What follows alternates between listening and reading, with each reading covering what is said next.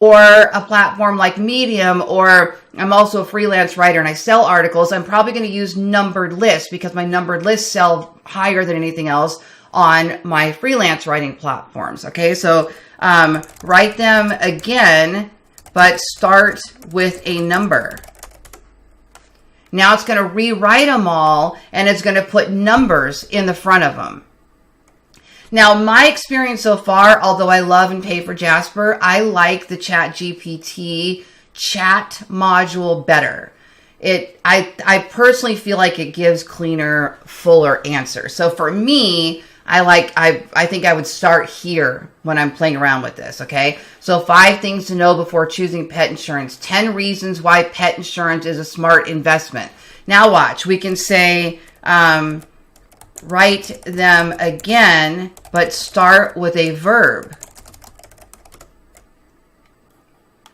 Because we know sometimes the starting with a verb in a sentence can get more results. So just this one component alone makes chat AI tools worth it to improve your title. Now, I'm going to show you something really quick before I go to the next part.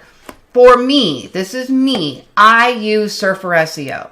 Okay, Surfer SEO allows me to put in a keyword and then it goes out there and scours the web and pulls in all of the other ranking pages.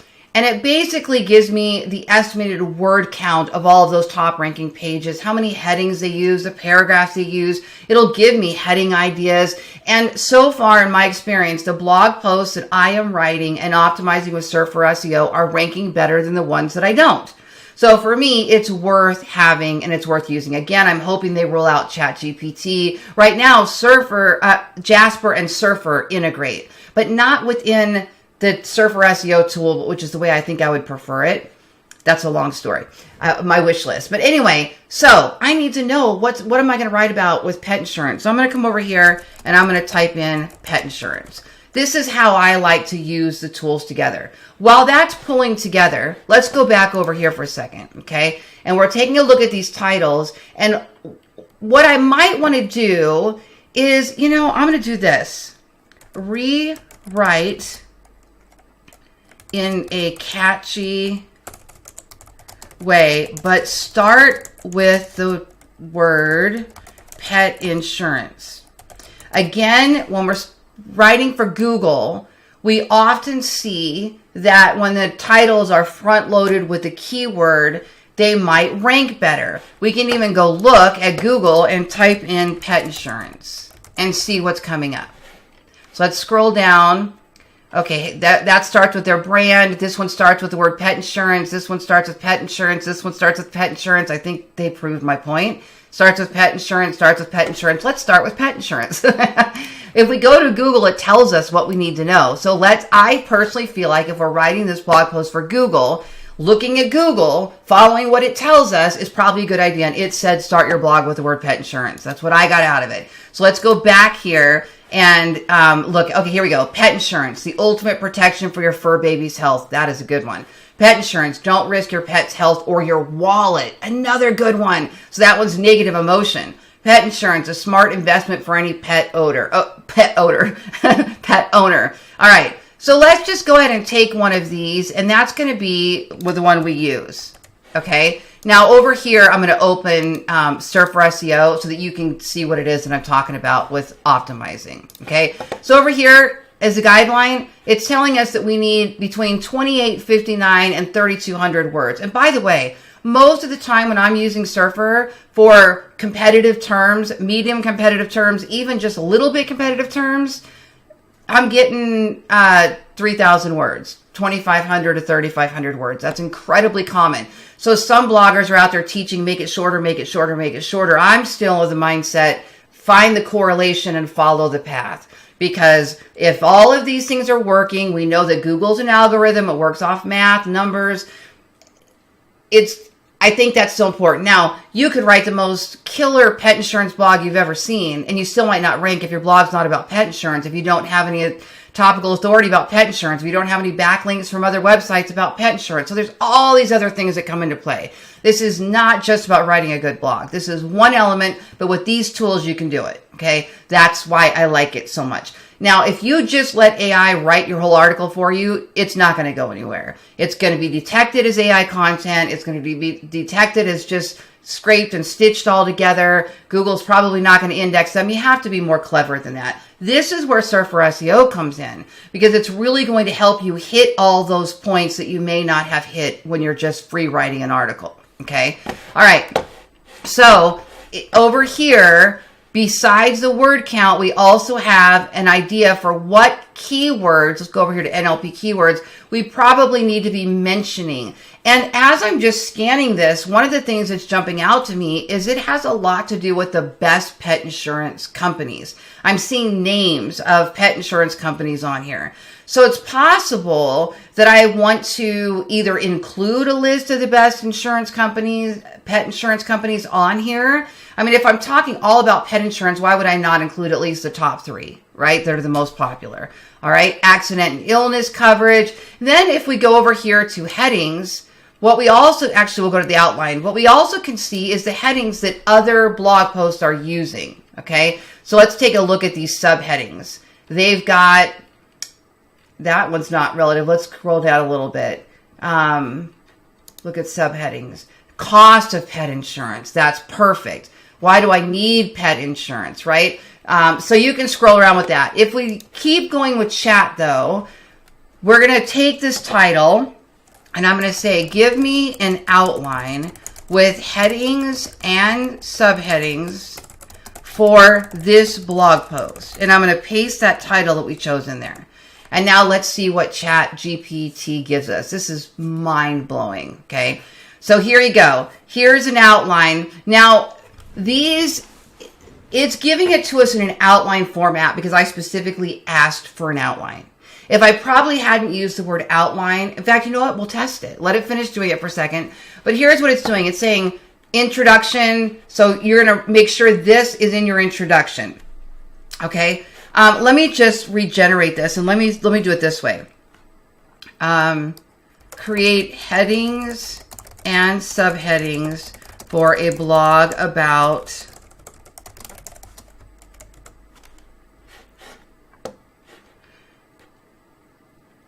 okay, still not giving us to us in H2s and H3s, so let me try that.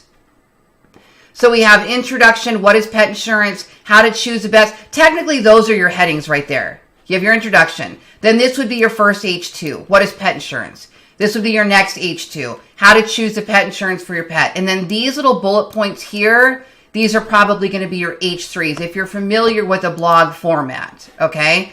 Let me try this one more time. Give me the H2s and H3s for this blog post. There it is.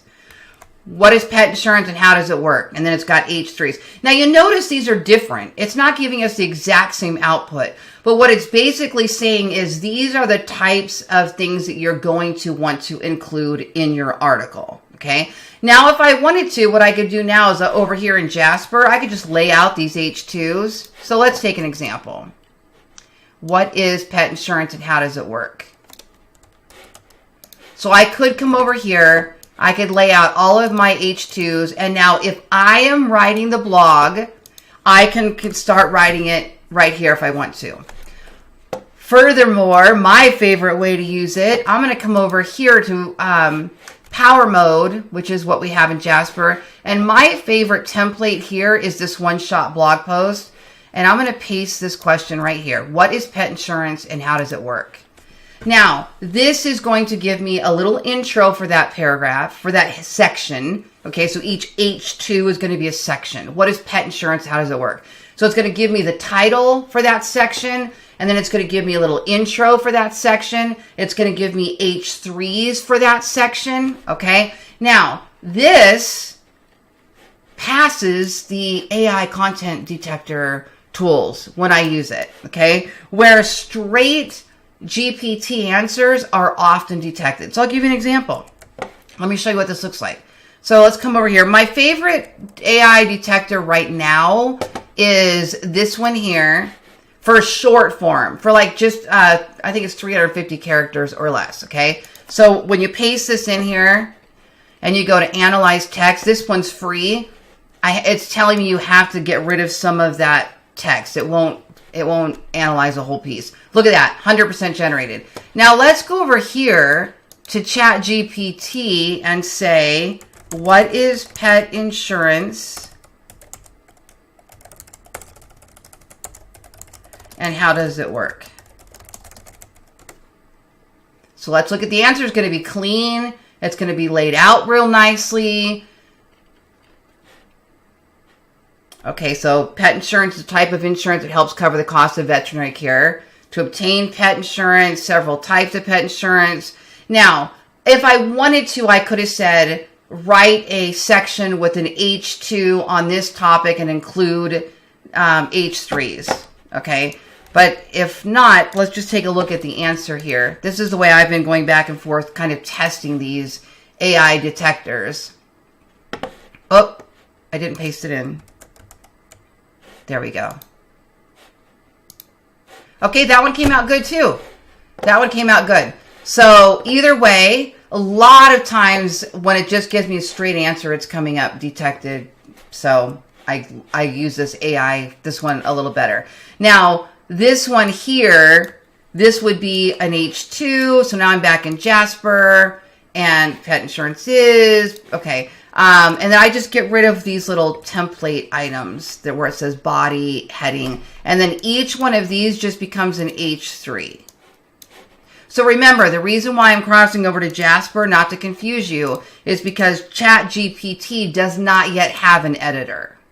Okay, it can answer your questions. It can't really create content yet. It's built into these types of software through the API that create a better user experience. And I'm just, I have Grammarly extension installed, and that's why I'm clicking these buttons. It's just giving me typo fixes and things like that as I go. So I will often run those, and then I'll run them through a GPI detector. There is a GPI detector that I actually am paying for, and it is with originality.ai.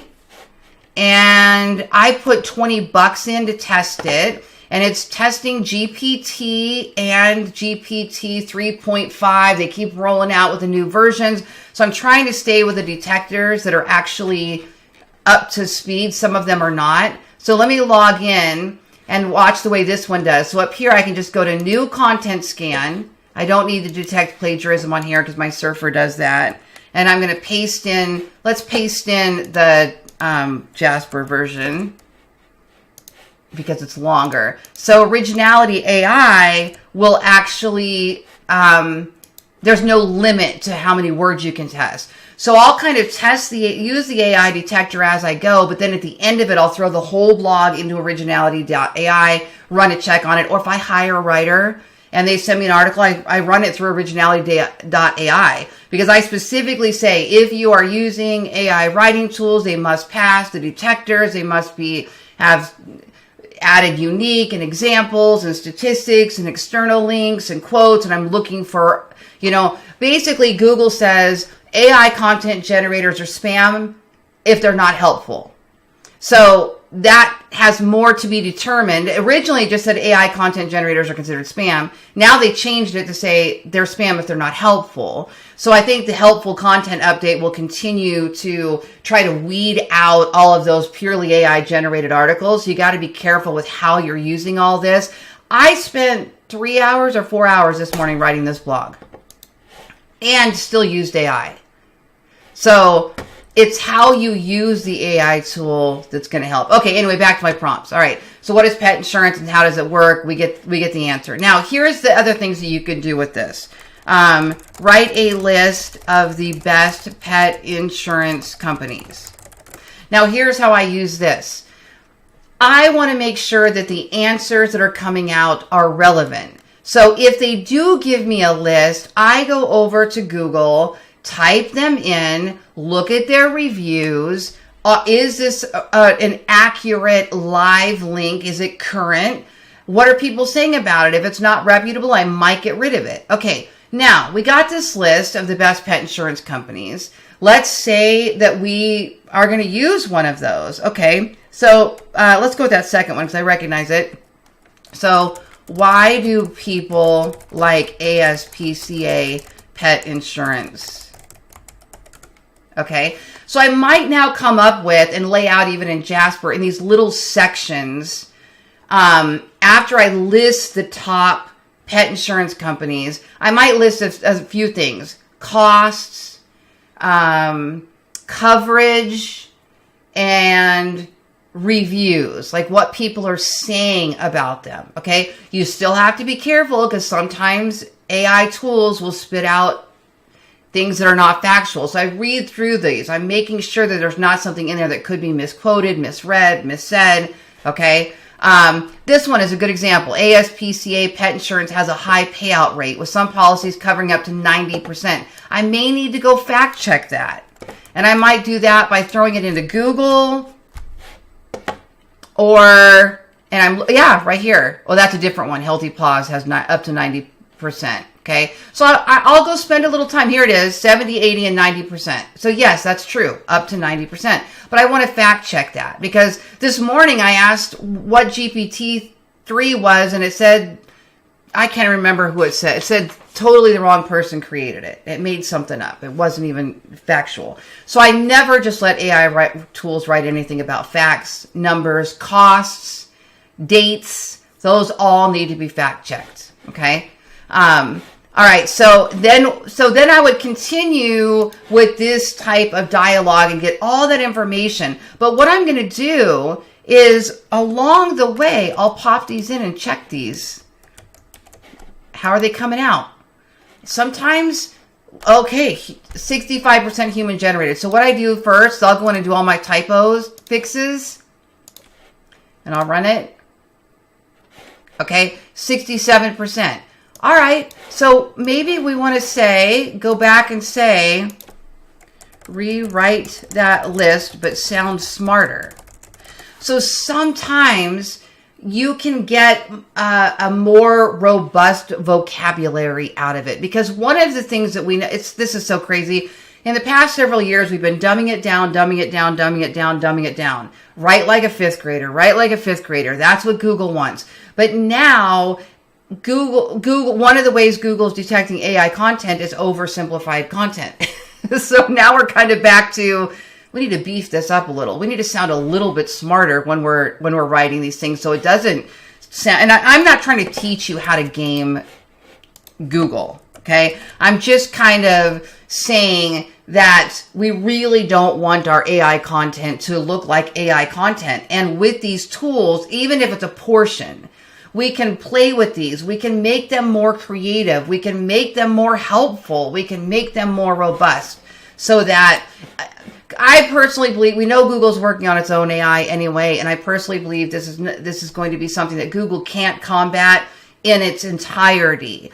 And basically what is happening here is this is no different than hiring a everyday freelance writer off of one of those brokers that are not really writers, right? They know how to go out, pull 10 blogs, pull in the headings, rewrite the intro. This is not different than what that was, okay? The challenge is, how do we make it more helpful? Well, how you make it more helpful is by doing exactly what I'm doing. We're going to make the content comprehensive. We're going to use all of these prompts to cover topic after topic after topic. We're going to give examples. Watch this. Give me an example of when pet insurance is helpful. Here's an example. Imagine that your dog Max has been hit by a car and has sustained serious injuries. You rush Max to the emergency veterinarian where he receives treatment for multiple fractures, internal bleeding, and a concussion. The total cost of Max's treatment is $10,000. By the way, I just had a cat at the vet. Well, actually, for over a year it was sick. I should have had pet insurance. I wish I would have seen this blog earlier. And I was paying about $100 a week to have him in the vet while he was going through this we didn't know what the illness was. And this lasted for months, $100 a week. Then finally, he went under surgery, $5,000. hallelujah, he's better, I don't care about the money, but this is a real life thing. It's a real deal example, okay? So there's an example of when that would be helpful. Now, another thing that would be helpful, right? Helpful is over here if you said, let's do this. What to look for in pet insurance, okay? You're going to follow all these tools. You're going to follow what Surfer SEO headlines are saying. You're going to follow what the chat's suggesting. You're going to follow what Google's suggesting. This isn't just a one and done, spit it all out, and there's your blog. We're thinking to ourselves, how do we make this more helpful? Okay, so I'm seeing something right here. Exclusions. So somebody who doesn't know how to write a comprehensive, helpful blog is going to take this right here and they're going to paste that just as it is into their blog. Okay? That is not what I would do. I would do this instead. I'd come over here to Jasper and my heading is going to be what to look for in pet insurance. Now again, if I hit the button, Jasper will write a paragraph list and everything right here. But that's the stuff that's going to be problematic when we don't dive in deeper. So let me just pretend that Jasper wrote this, or I'll copy over what chat. They do the same thing. Okay. Now here's how I'm going to change this. I'm going to come over here to coverage options and I'm going to make that an H3. Because in my opinion, that is a strong subheading that requires more elaboration. So coverage options, look for a policy that covers types of care that are important to you. That's not really helpful. That's generic. So let's see what chat can come up with. What types of coverage options would be important to a pet owner? Be specific and give examples. There are several types of coverage options that may be important to a pet owner. There we go. Accidents, illnesses. I wouldn't necessarily know what I need coverage for, right? If I'm just reading this article for the first time. So by diving into this specifically, expand, give examples, give links, external links, quotes. Somewhere in here we need a quote about how many accidents there are with pets, right? The average dog sees the vet this many times or whatever. And you can get those. You can go over here to Google and you could type in statistics about pet bills or pet visits. There you go. So total pet expenditure statistics, facts and statistics about pet ownership, how much money is spent on pets every year. So here we go. A new study. I'm going to show you a really cool hack in a second. A new study of 2,000 pet owners, 1,000 of whom own dogs and 1,000 cat owners, revealed that half of all respondents have set up a monthly budget for their pets with an average cap of $308. That might be a cool thing to quote, right? Now, what you could do is, I'm going to take this little snippet that Google pulled on its search engine, and I'm going to come over, and I could do this on Jasper, or I'll come over and do it on, since we're using GPT here. I'm going to say, rewrite the following statistic, or summarize, let's try rewrite the following statistic and cite, and we want to make sure we include the link that we got this from. So we're not stealing their content. We are not. This is just taking that quote and making it a unique quote, but still giving them the credit and the reference. Okay, so let's see what it does.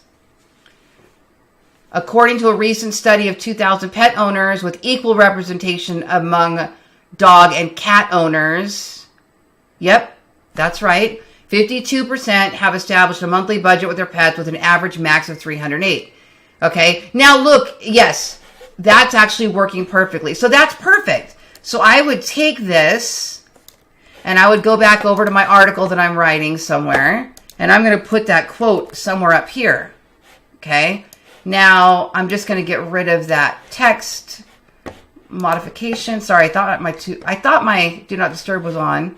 And then here I'm just going to take that link and I'm going to move it.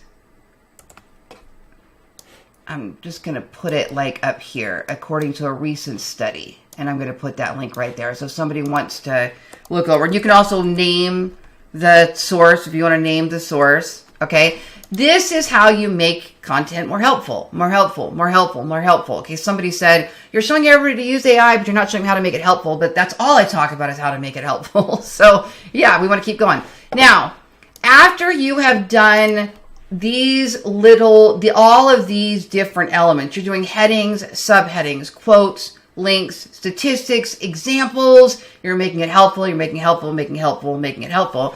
Down here, when you get to the bottom, it's a good idea to include a list of frequently asked questions. As a matter of fact, today I was Googling something. What was I Googling? What is the, let's just, best way to train a dog. Let me see if this comes up today.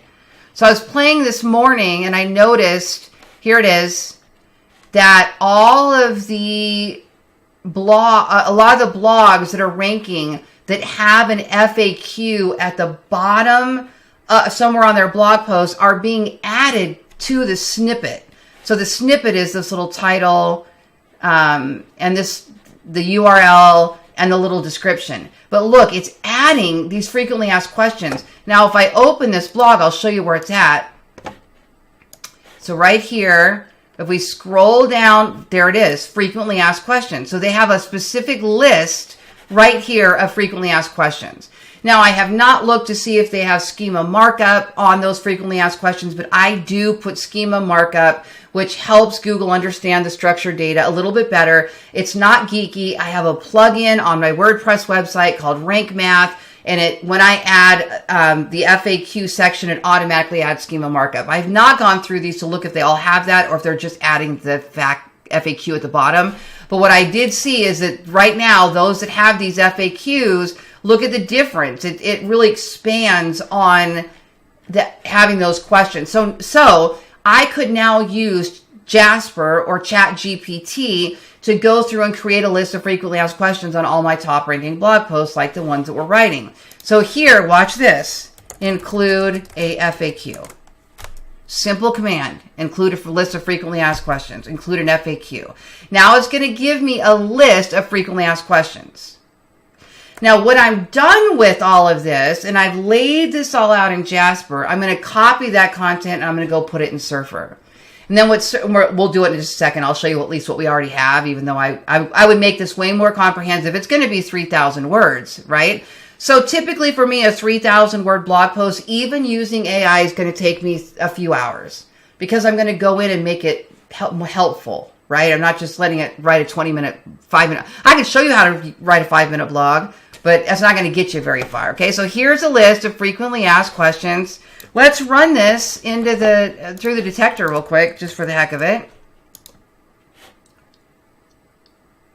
Okay, so there is a lot in here that could be better, improved upon, made smarter maybe. So you might want to take each one of the questions and look at them and see if you can expand on them, make them smarter. But let's just say we're just going to take that as is for now, and I'm going to come over here and I'm going to paste it at the bottom so that I can get to showing you then how this would work over at Surf for SEO. Okay, now let's just say you get all of your headings done. Heading 2, heading 3. So for example, Surf for SEO, how many headings did it say we probably were going to need? It basically was suggesting that we would have 44 to 120 headings.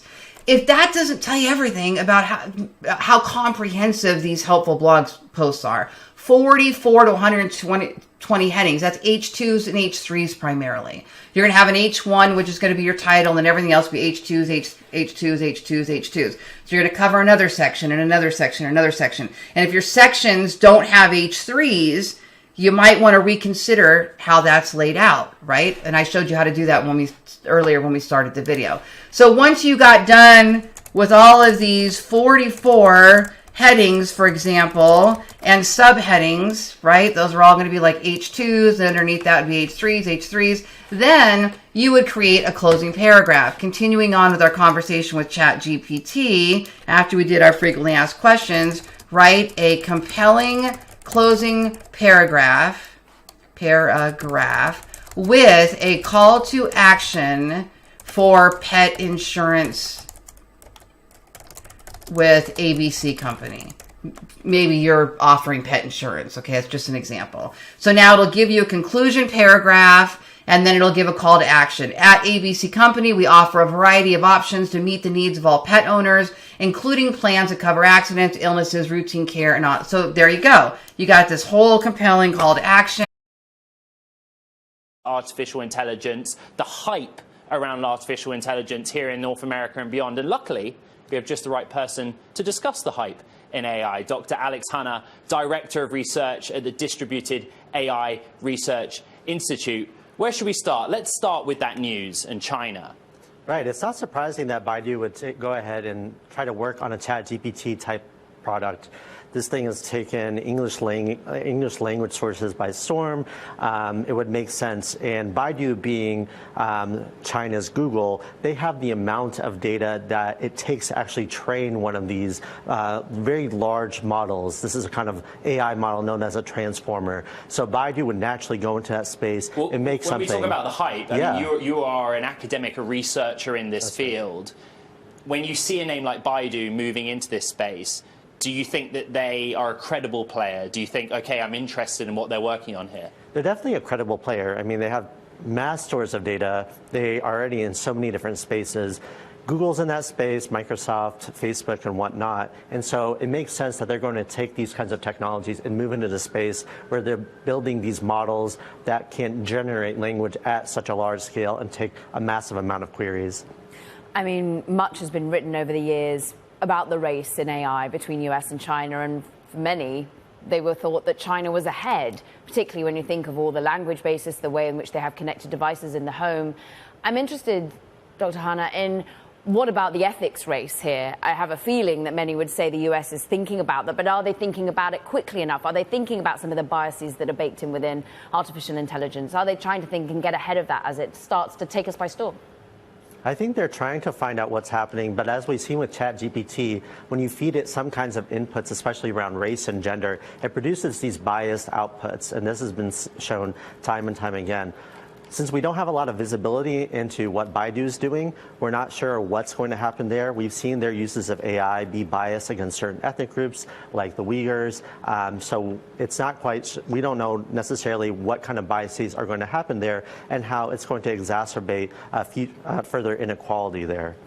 Is it exacerbating racial, gender, class inequality at the moment in the US already, or are people managing to tamp down or at least start to learn, ensure that the models aren't building that in?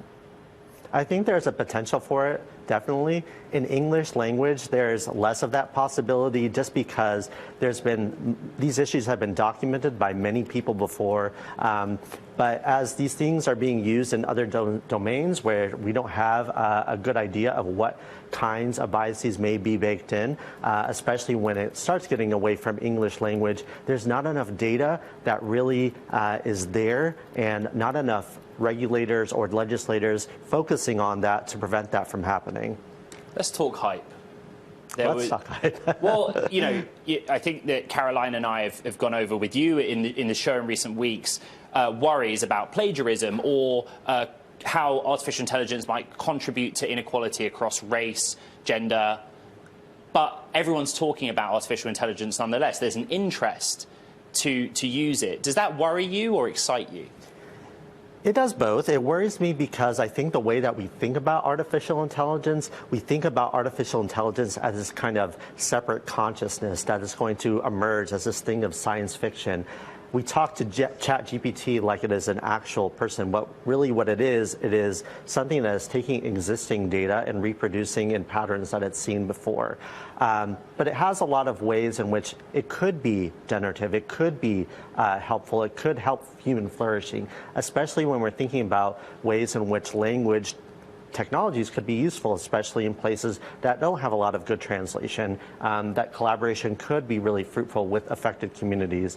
But right now, as it is, especially as it's being controlled by players like OpenAI, Microsoft, and Baidu, it's probably going to reproduce a lot of those inequalities that we've seen before. Dr. Hanna, what's interesting is that, of course, your DARE itself, Distributed AI Research Institute, it sort of comes at it from a community-based focus. You're trying to move away from what is called in your website big tech's pervasive influence.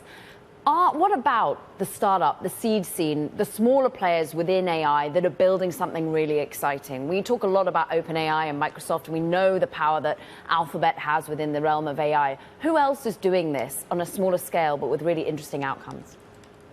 We've seen this less, I'd say, on the seed scene, at least for what we see the major players feeding, especially in venture capital in the US. But we've definitely seen projects like Masakani, which is a collective of African researchers using AI for machine translation on the continent.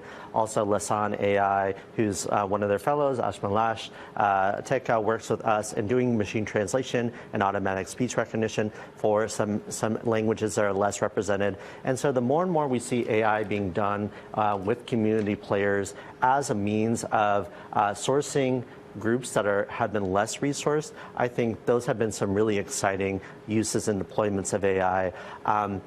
I think there's a push to rush towards doing things that big tech is doing. We've actually seen a mass exodus from places like Google, where people have gone ahead and start to try to develop these large language models, but it tends to be in English, and it tends to be in a way that's going to attract the most eyes from VCs in ways that they're going to get the most investment. So these community-based projects, I think, are really interesting. Just quickly, mass exodus, can you quantify that? I don't have the numbers off the top of my head, but I did see a story about something like 30 researchers that were coming from Google Brain, which is an organization that I came from, had left the company since, I want to say, in the past 2 years. Mostly they found things that were focused on AI, language technologies, and they're afforded that kind of nimbleness and going into the startup space. They can get that seed funding. They can kind of produce a product that might be quicker to market than a place like Google that is a little slower to react in those cases. Dr. Alex Hanna, thank you for your time. Director of Research at the Distributed AI Research Institute. Great to have you in the studio. Meanwhile, coming up, the EV price wars are building up. Ford now slashing some of its own prices following Tesla. More on that. It's Ed's Sweet Spot. This is Bloomberg.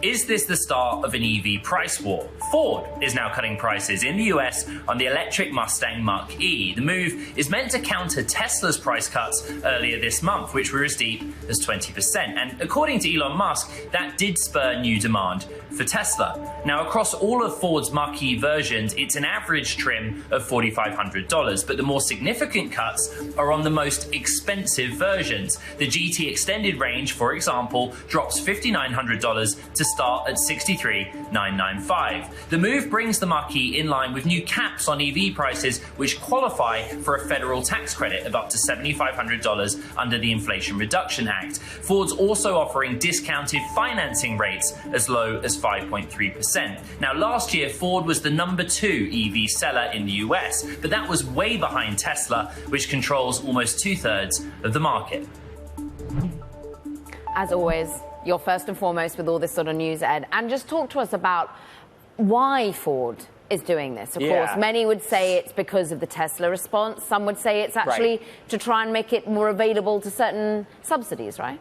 Yeah, I think a number of analysts are saying this is just a response to Tesla, but my point in that piece is, well, they're cutting prices where the vehicle's already most expensive, which would give evidence that they're trying to make them eligible for this $7,500 tax credit and take advantage of that. So it's an interesting one, but Ford kind of talks a big game, right, about how demand is outweighing their ability to supply right now, because they didn't build that many of them last year.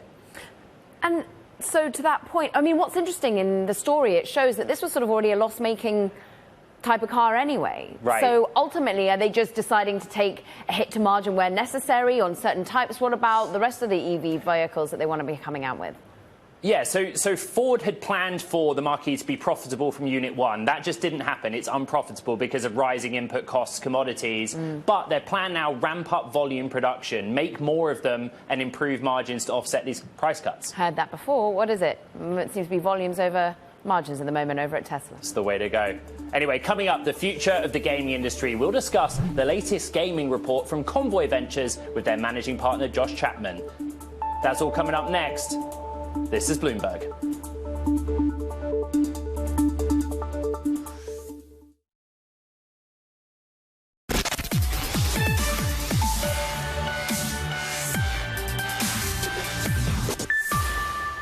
Did you get a video game for Christmas? If so, whoever gifted you that got off cheap.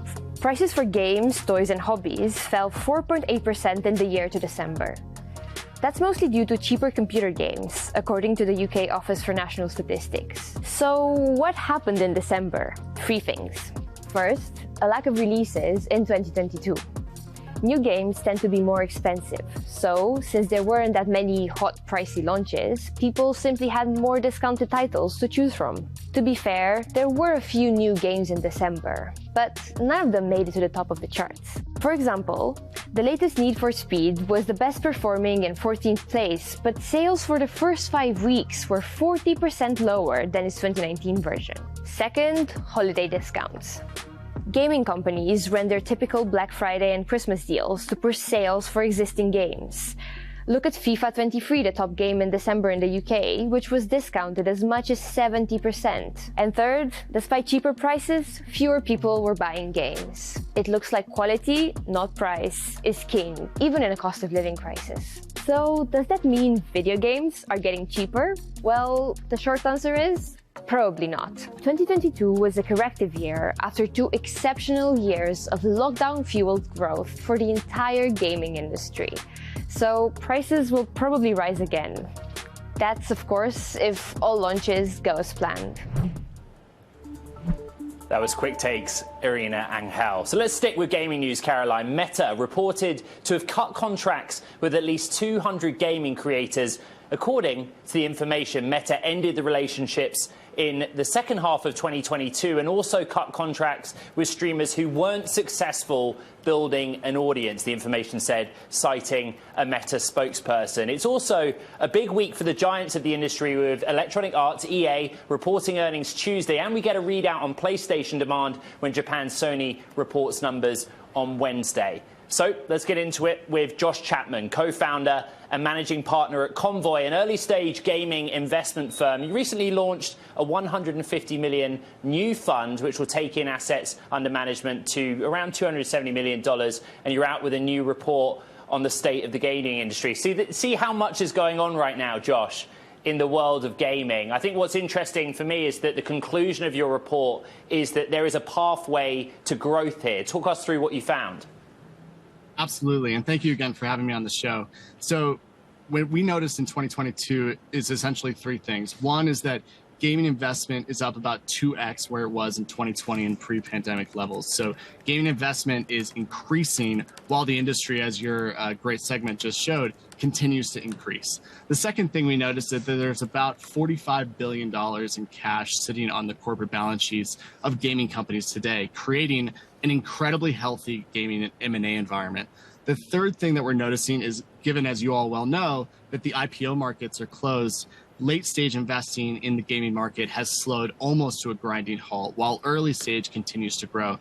As you see in this chart, gaming will continue to grow and is expected to continue to grow over the next 5 years. Yeah. We had a report last year that showed that gaming over the last 2 recessions was incredibly resilient. So no matter where we're at right now, we think that we'll continue to thrive as an industry. Josh, I'm interested to go back to the consolidation point. There's a lot of cash on balance sheets, but there's also a lot of regulation about where that cash is put to work. We just think about Microsoft and Activision. Is that deal going to go through? Does that matter? Do we see more waves of this? Absolutely. So the FTC is absolutely doing their job in trying to protect the gaming market. Our opinion is that their objections to this M&A acquisition is actually unfounded. One, it's based on what might happen and not what is happening. And that's a really key thing to highlight here. we think this acquisition should go through. We think it will go through. We believe that this is absolutely a fair acquisition. It's worth highlighting that post-acquisition, the gaming revenue to Microsoft would be around $21 billion. That would be about 11% of the entire gaming market. But right now, Sony makes about $18 billion in the market, and there's actually a lot of competitors that are in that similar range. So we think the FTC is worried about what might happen, and we think that sets a very dangerous precedent for M&A across not only gaming, but broader entertainment and IP in general. So we think this should go through. We think it will go through after it gets through all the objections, but certainly an intense environment. Broader entertainment is an interesting one because we know that Netflix has been making eyes at the view of getting into gaming more, and we've seen it as evidence. Are these the sort of companies that start picking off interesting companies, and what kinds of companies do you see this consolidation occurring in? Absolutely. Great question. So Netflix is actively building out a games business. Basically, this is in reaction to the fact that passive entertainment is losing out to interactive entertainment. Passive entertainment, which is one way like Hulu or HBO Go or Netflix, is losing out to two-way interactive entertainment, which gaming has been a professional at for 50 years. So this interactive entertainment is where a lot of groups like Netflix and Amazon and Google are moving towards. You're even going to see Disney eventually enter the space in a much bigger way. I think that a lot of the cash on the balance sheet of broader tech companies is not only going to compete, but likely enter in new ways into the gaming industry alongside the active $45 billion in cash that gaming companies like the traditional ones like Activision Blizzard and Nintendo have. It's interesting because you cite those numbers in your report, right? You look at the cash some of the mega cap tech companies have, and the conclusion you draw is there's still a healthy M&A environment. And yet, Caroline and I are here waiting every day for some updates around Activision, Microsoft. Will it happen? Won't it happen? What will the regulators do? Do you think it will happen? I do. In the short, Ed, I do. And the reason why is because the objections are based on the theoretical of what might happen in the future. I don't think that's going to win out in court. I think it sets a dangerous precedent for future M&A across all of entertainment, not just gaming, of, well, we might become a monopoly, so therefore we should stop this M&A. The FTC later could retroactively, if their fears become realized, can step back in and try to slap the hand of Microsoft and say, hey, you need to divest or you need to separate. So they could always step in later if their fears are realized. But right now, it's a really tricky environment, and it would set a weird precedent across all of the FTC's scrutiny of different markets. Okay, Josh, your funds, your new ones, where is then ripe to invest? There's essentially going to be a few areas that a lot of hype is going to be generated around AI. So around gaming. One of those is artificial intelligence. People are talking about artificial intelligence is going to make the creation process much easier. We think that is absolutely going to play out, but it will be very tricky how this is exactly going to play out from a tech standpoint, and whether it will be investable to build billion-dollar companies. So question mark, but that will be invested in. The second is Web3. People are waiting for Web3 and blockchain technology to really provide a monetization addition to the gaming industry in the same way that we saw free-to-play back in the emergence of mobile. The third is probably going to be around new marketplace dynamics in the virtual reality space. So as virtual reality continues to be adopted, we think there'll be continued investment. Some of the areas that we're most excited about as a firm is things around the intersection of gaming and education, gaming and healthcare, and gaming and VR. That's really kind of where we're seeing a lot of exciting opportunities. On those themes, Josh, Electronic Arts reports earnings Tuesday, Sony later in the week. Are those names, the kind of legacy names in the video game industry, still relevant to those growth areas, those future opportunities you've just outlined? They're certainly relevant in the sense that the companies that I'm investing are looking to land those people as clients. So the groups that you're mentioning, whether they're from the tech space like Meta that are entering gaming in a big way through things like Oculus, or the traditional ones like Zynga and EA and Take-Two and Ubisoft, all of them can become clients of the technologies that, us as a firm are looking to invest in. So they're absolutely still relevant. And eventually, if these companies, find an amazing business relationship, they can become an acquisition relationship, tying back to a few of the topics we just talked about, but it is absolutely still relevant. These are great companies that are, at the forefront of where we're kind of going. And so we're just hoping to work with them more. All right, Josh Chapman, Convoy co-founder and managing partner. Caroline knows that I've been wanting to have this conversation for weeks, months, purely about video gaming. Let's talk again in a few months' time and see how it goes. Now, from video gaming to my other passion, streaming. Paramount has announced that Showtime will merge with its Paramount Plus service. The merge will be across both linear and streaming platforms, resulting in a rebranding of the pay TV channel to Paramount Plus with Showtime. Bit of a mouthful.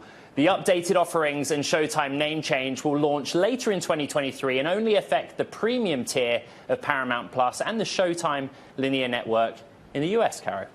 Meanwhile, Ed, we've got to talk a little bit about, well, maybe both of our passions, crypto, Bitcoin, and the entire digital asset class. They're having their best start to the year in a decade. There's the Bloomberg.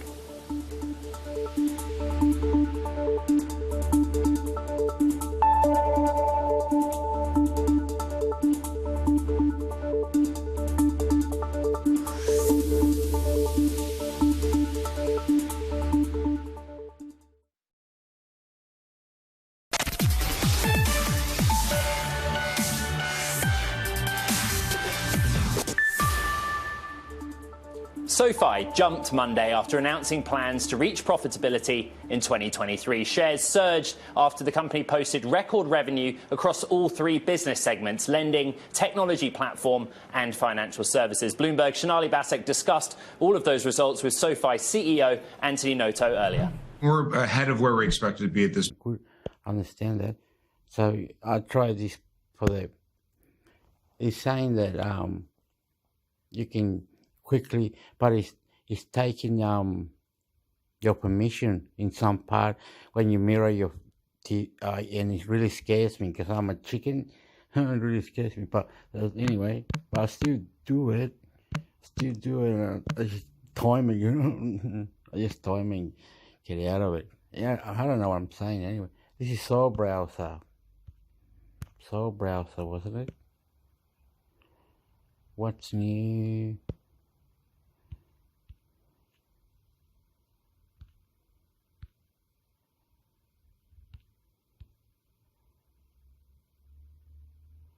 Everybody keeps saying when you see that, like, that's like amazing.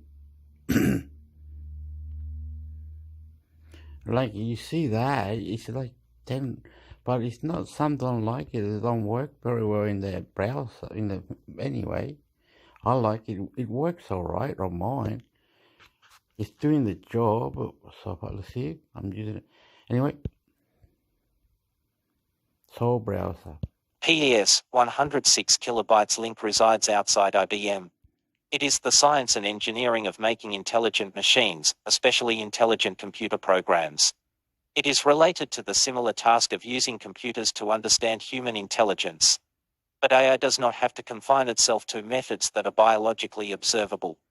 However, decades before this definition, the birth of the artificial intelligence conversation was denoted by Alan Turing's seminal work, Computing Machinery and Intelligence. PDS 89.8 kilobyte link resides outside of IBM, which was published in 1950. In this paper, Turing, often referred to as the father of computer science, asks the following question: can machines think? From there, he offers a test, now famously known as the Turing test, where a human interrogator would try to distinguish between a computer and human text response. While this test has undergone much scrutiny, since its publish, it remains an important part of the history of AI as well as an ongoing concept within philosophy as it utilizes ideas around linguistics. Stuart Russell and Peter Norvig then proceeded to publish Artificial Intelligence, a Modern Approach. Link resides outside IBM, becoming one of the leading textbooks in the study of AI. In it, they delve into four potential goals or definitions of AI, which differentiates computer systems on the basis of rationality and thinking vs acting. Human approach, systems that think like humans; systems that act like humans. Ideal approach, systems that think rationally; systems that act rationally. Alan Turing's definition would have fallen under the category of systems that act like humans. At its simplest form, artificial intelligence is a field which combines computer science and robust data sets to enable problem solving. It also encompasses subfields of machine learning and deep learning, which are frequently mentioned in conjunction with artificial intelligence. These disciplines are comprised of AI algorithms, which seek to create expert systems, which make predictions or classifications based on input data. Today, a lot of hype still surrounds AI development, which is expected of any new emerging technology in the market. As noted in Gartner's hype cycle, Link resides outside IBM. Product innovations like self-driving cars and personal assistants follow a typical progression of innovation, from over-enthusiasm through a period of disillusionment to an eventual understanding of the innovation's relevance and role in a market or domain. As Lex Fridman notes, here 108 and 5 seconds Link resides outside IBM in his mid-lecture in 2019. We are at the peak of inflated expectations, approaching the trough of disillusionment. As conversations emerge around the ethics of AI, we can begin to see the initial glimpses of the trough of disillusionment. To read more on where IBM stands within the conversation around AI ethics, read more here.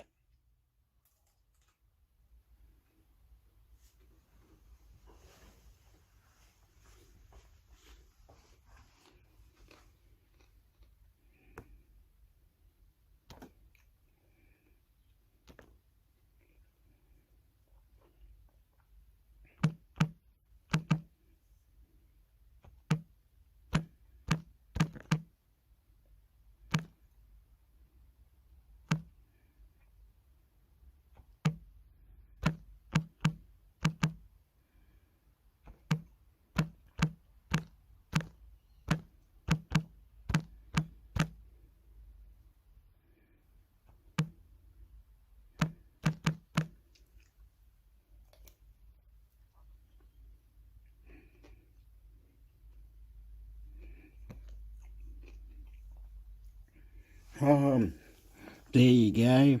A lot of Google settings. You can get it so you can read to you.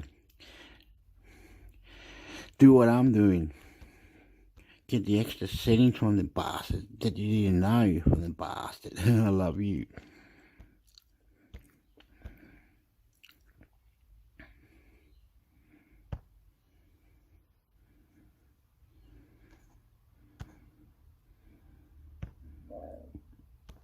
Tips and shortcuts for better browsing. Google Chrome. Tips and shortcuts for better browsing, from tab groups to learning time-saving keyboard shortcuts. These Chrome tips can help you get things done more quickly with your browser. Organize your tabs with Chrome tab groups. Expand collapse all. Create your tab group. You can group tabs to keep related pages together in one workspace. To create a tab group, just right-click any tab and select Add Tab to New Group. Right-click a tab. Click Add Tab to New Group. Click New Group or click the name of an existing tab group. Name your Chrome tab groups and customize colors. When you create a group, the tabs in your group will all have the same color. You can assign different colors to different groups to find them faster. Just click the circle next to your tab group to enter a name and pick a color. Right-click the colored circle next to the tab group you wish to name. Enter a name for the tab group. Pick a color for the tab group. Collapse tab groups. A simple click is all it takes to collapse a tab group when you need more space.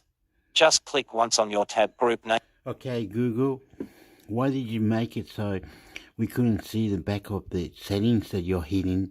I don't know how to get there, but you're hitting the settings.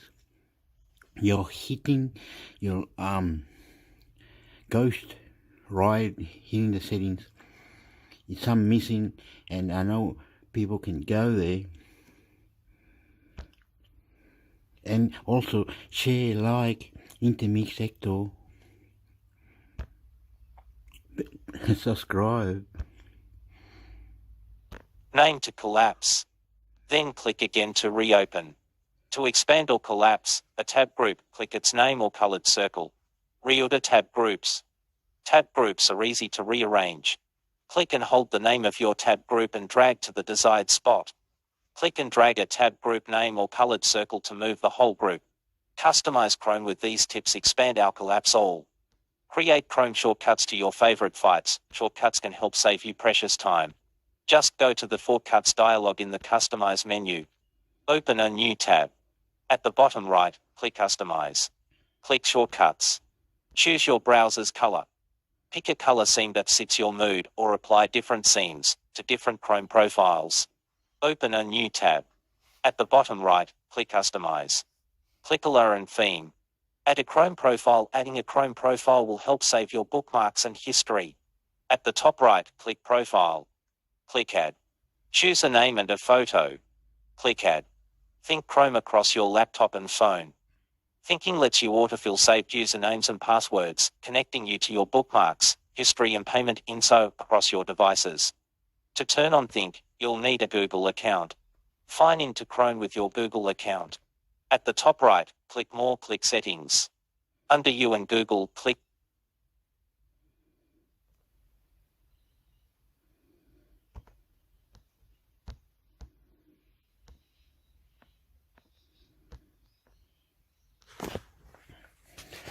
Some of these people will show you how Google settings are incorrectly hidden, put it away or wherever they're at, and you didn't know about it. And there was what do you call those other ones at the top?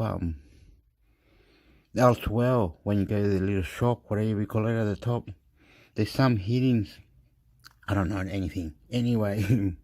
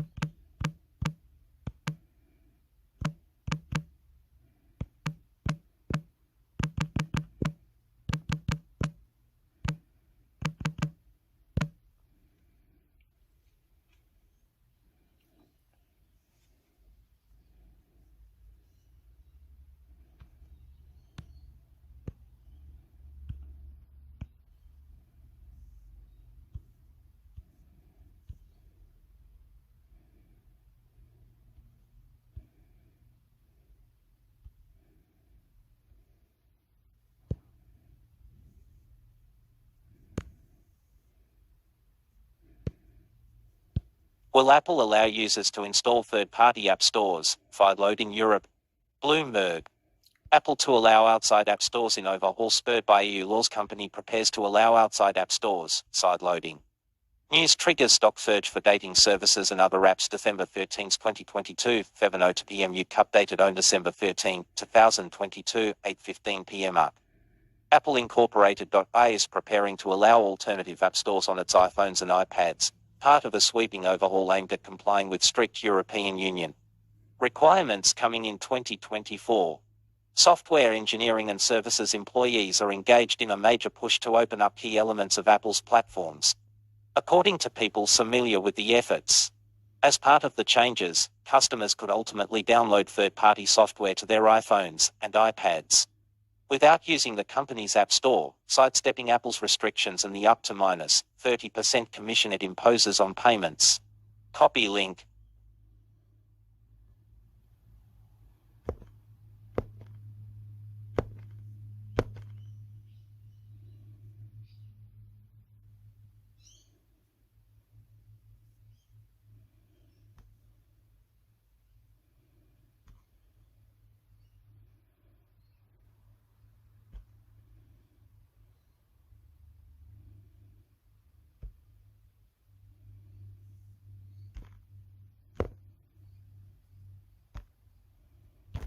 Twitter probed in EU for personal data leak before Elon Musk acquisition. Bloomberg. Twitter probed in EU for pre-Musk data leak of 5,400,000 users. Irish Data Protection Authority comments in emailed statement. Case adds to intense global scrutiny after Musk takeover. 24th December 2022 at 1:01 am. Updated on 24 December 2022 at 3:44 am. Elon Musk's Twitter Incorporated. Risks massive fines after its top privacy regulator in the European Union opened a probe into reports of a suspected data breach that compromised the personal details of 5,400,000 users last year. Ireland's Data Protection Commission said Friday it decided to start a probe over reports that one or more datasets of users' personal information had been made available on the internet. Copy link.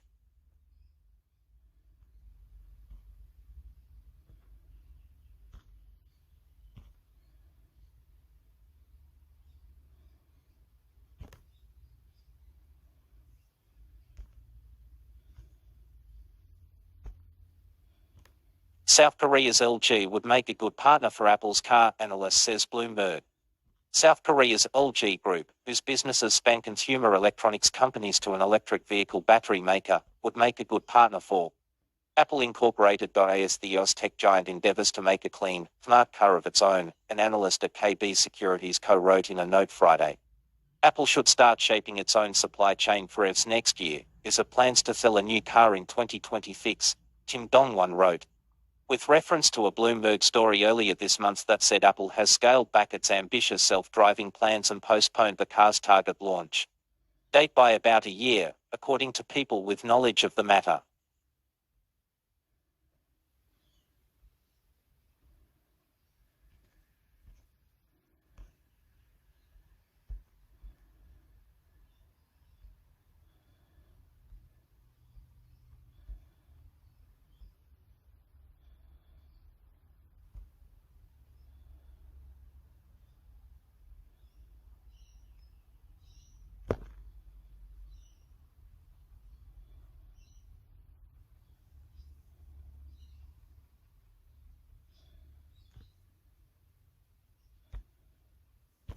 Lawsuit accuses Facebook of inserting tracking code into in-app browser. In a federal class action lawsuit, Meta, the parent company of Facebook, is accused of tracking smartphone users through its in-application browser. MediaPost reports. The lawsuit, filed September 15 in the U.S. District Court for the Northern District of California, alleged the company collected users' data by inserting a tracking code into websites users visit when using Facebook's browser. California resident Wayne Mitchell alleged Meta violated the federal wiretap law and several California state laws. The company has yet to respond to the lawsuit. Full story.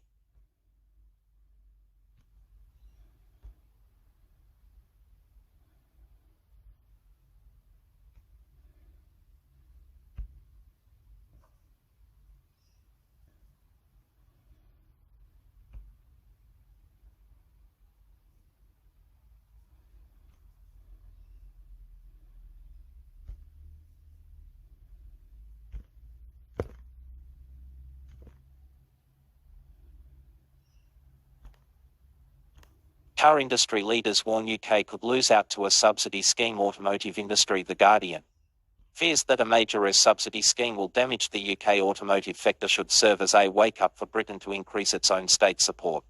According to a leading UK car boff, British car industry leaders believe the UK could lose out on investment as businesses chase subsidies offered by the US Inflation Reduction Act. Andy Palmer, the chair of battery company Inobit and the former chief executive of sports car maker Aston Martin Lagonda, said the Inflation Reduction Act should be a wake-up for the UK government that their incentives for investment have not been enough. The US President, Joe Biden, signed the act in August, with big subsidies for technologies that will be crucial to the transition away from fossil fuels, including electric cars, batteries, and renewable energy technologies, such as solar panels and wind turbines. While the act is seen by many analysts as one of the most consequential pieces of climate legislation in history, many of the subsidies only apply to products made in the US. The UK government has joined the EU in criticising the protectionist elements of the bill. Kemi Badenoch, the UK's International Trade Secretary, has written to the Biden administration with concerns. The subsidies would harm multiple economies across the world and impact global supply chains in batteries, electric vehicles and wider renewables. Badenoch wrote in a letter to US Trade Representative Catherine Tai. She also said UK businesses should qualify for the subsidies. As the closest of us allies, the letter was first reported by the Financial Times. It is understood that Badenoch had already discussed concerns in private meetings during a trip last month to the US, where she met Tai and Commerce Secretary Gina Raimondo, as well as members of Congress. Mike Hawes, the chief executive of the Society of Motor Manufacturers and Traders, a UK lobby group, said the industry was concerned because a fifth of its exports go to the US, its biggest customer other than the EU. Britain's biggest car maker, Jaguar Land Rover, sold about 91,000 cars in North America in its previous financial year. They were saying about different cars in America in all parts of the world, but who's famous, who's not famous, how we know, what do we need, what do we want? From a total of about 376,000. Hall said the tax credits on offer for US-made electric vehicles meant the US would likely be a focus for those looking globally to invest. If the EU responded with its own subsidies for green technology manufacturing, that could further dent the prospects for the UK industry. There's a danger that too big global markets may be favouring locally produced vehicles, he said. Hopefully it doesn't come to that. Halma's Innovis has said it wanted to build a new gigafactory to produce electric car batteries in Europe, and that it was choosing between possible sites in the UK or in the EU. The scale of government support is likely to be an important factor in that decision. Halma said Badenoch had undoubtedly legitimate concerns over the implications the Act had for UK, and echoed concerns that any EU response may not be matched by the UK. The UK is not competitive compared to Europe, and Europe is not competitive compared to the US and India, he said. Automotive companies have already acknowledged that the Act could change investment decisions. Arrival, a startup trying to make electric vans, abruptly announced in October that it was abandoning a plan to start production in the UK in favour of a factory in the US, saying that the Act's tax credits were a major factor. Arrival's decision came in the context of a funding crunch and a brutal 97% share price sell-off over the past year that prompted the resignation of its founder as chief executive. Nevertheless, the reference to the Inflation Reduction Act reflects the concerns of other carmakers and suppliers looking to invest globally. Sam Lowe, a partner at Flint Global, a UK trade consultancy, said, "We just don't have the fiscal willingness to throw as much money as the US and EU. The subsidies arms race could see the UK losing out." Palmer said he feared the UK was missing out on once-in-a-lifetime investment decisions by car makers and battery companies which will shape the industry for decades. "If you miss those, you lose out forever," he said. In the EU, Swedish battery company Northvolt has said it may delay a factory in Germany in favour of building one in the US. The UK government was approached for comment.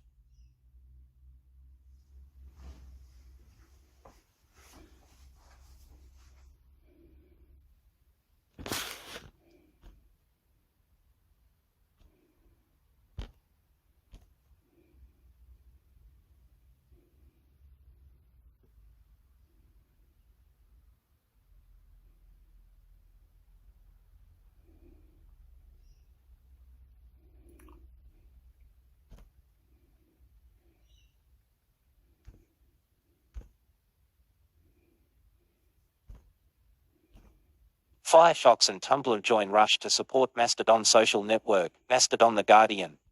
Elon Musk's chaotic autumn at Twitter has produced one clear winner. Mastodon, the open fourth social network, has now grown to 2.5 meters users, triggering a land grab for space on it from groups including browser makers, cryptocurrency advocates, and other social networks.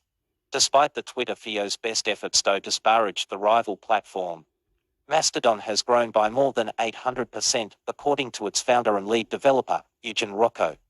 Woe said on Tuesday that it had jumped from approximately 300k monthly active users to 2.5 meters between the months of October and November, with more and more journalists, political figures, writers, actors and organizations moving over. At the weekend, Musk briefly banned all links to the rival service and suspended users who tweeted out their Mastodon usernames, but has now admitted the apparent move to prevent Twitter users migrating was an error. "That one was a mistake," Musk said on a Twitter live stream with a former intern on Tuesday night, adding, "Sucking post Mastodon all goddamn day long. I don't care. From an evolutionary standpoint, how'd that work out for the Mastodons?" Mozilla, the developer of the popular Firefox browser, seems to disagree with that take, joining the rush to create a presence on the platform. On Tuesday it announced it would begin to run a Mastodon instance, one of the decentralized servers upon which the social network rests. "Our intention is to contribute to the healthy and sustainable growth of a federated social space that doesn't just operate but thrives on its own terms. Independent of profit minus and control-motivated tech firms," said Steve Teixeira, Chief Product Officer at Mozilla, which is owned by a non-profit foundation. "We're living through the consequences of 20 years of centralized, corporate-controlled social media, with a small oligopoly of large tech firms tightening their grip on the public square," he added. "In private hands, our choice is limited, toxicity is rewarded, rage is called engagement, public trust is corroded, and basic human decency is often an afterthought. Getting from the internet we have to the internet we want will be a heavy list." A Mastodon instance is similar to an email service provider. All users must join one instance, but can communicate with users on others once they have. Currently, 2 of the most popular instances are run by Rocco, with many smaller ones operated by hobbyists. But there is no equivalent to Gmail, a large company running a free and popular instance that becomes the default for the service. However, Mastodon is also compatible with a wider array of communities using a technology called ActivityPub, which lets services like photo sharing, podcasting and social networking all share content with each other. Tumblr, which was founded shortly after Whiterand, has been owned by Yahoo and Verizon before being sold to WordPress developers Automatic, will begin supporting the technology in the near future, according to founder Matt Mullenweg. Tumblr 2 is dealing with waves of users right now, but will be adding interoperability and ActivityPub support as soon as possible. Corporate money is flowing into Mastodon more directly as well. Huu, a large Mastodon instance based in Japan with 800,000 users, was acquired by crypto startup Social Coup, which runs a cryptocurrency-based web-free social network called Mask with $50 of funding behind it.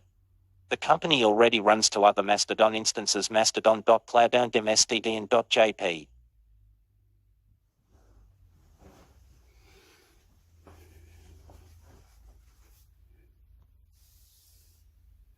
How do you spell this Mastodon? Mastodon social. Allí para abajo, Mastodon.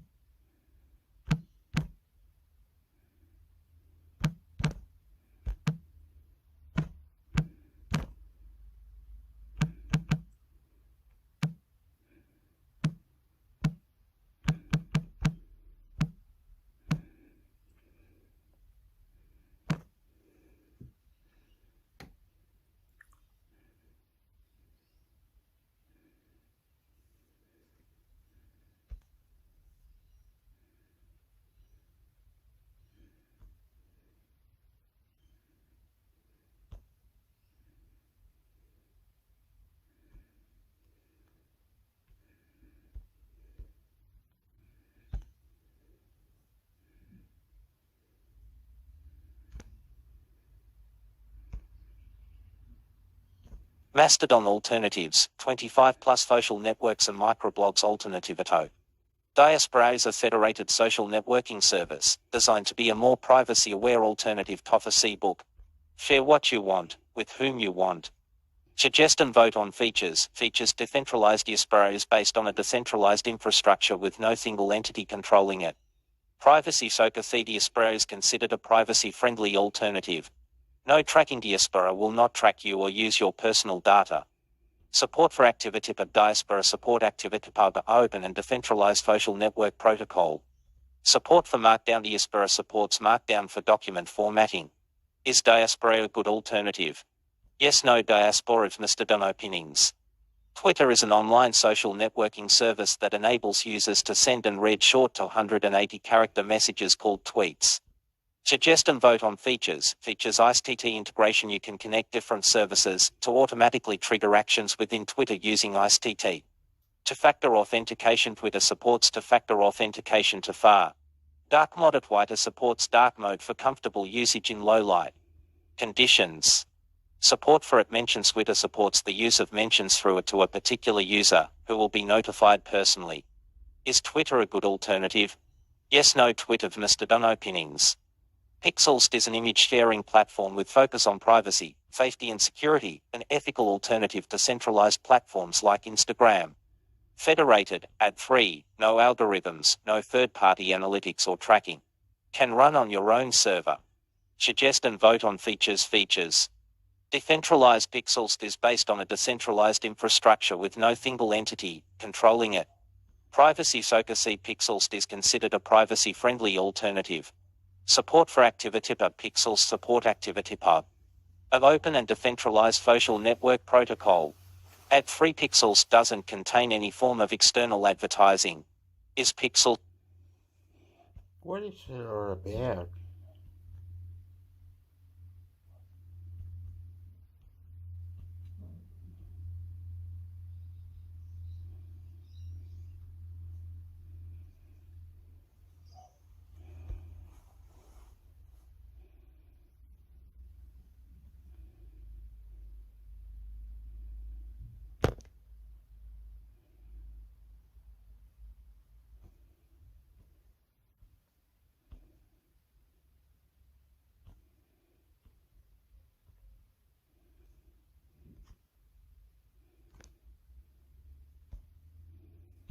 Mastodon product information, latest updates, and reviews 2020 to Product Hunt.